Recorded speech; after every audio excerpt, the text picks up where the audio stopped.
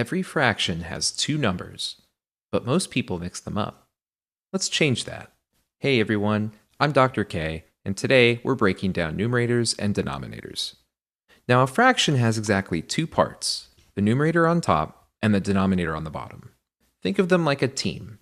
Each one tells us something different. Let's start with the bottom number, the denominator. The denominator tells us one thing. How many equal parts is the whole split into? So in the fraction 3/4, the denominator is 4. So the whole is split into 4 equal parts. And you can think of it like this. The denominator helps set the stage. It tells you the size of each piece before you take any away or shade them in.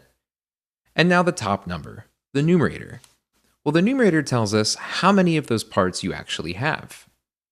In 3/4 or 3/4, the numerator is 3. And so we have 3 out of 4 equal parts. And the denominator is the total, right? So that means that we have 4 equal parts, and the numerator is how much we've got. So 2 numbers, 1 fraction. Pretty easy, but let's watch them work together. This is the same square, same 4 equal parts, but watch what happens when the numerator changes. The denominator stays the same, 4 equal pieces the whole time. And remember, they're all the same size, but only the numerator is changed, because we're actually going to take more of them. So let's do a quick check. In the fraction 2/5, what does the 5 tell us? Well, the 5 is the denominator.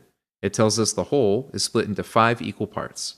And the 2, that's the numerator. We have 2 of those 5 parts in total. So the denominator, total equal parts, and the numerator, how many pieces we have. And that's it.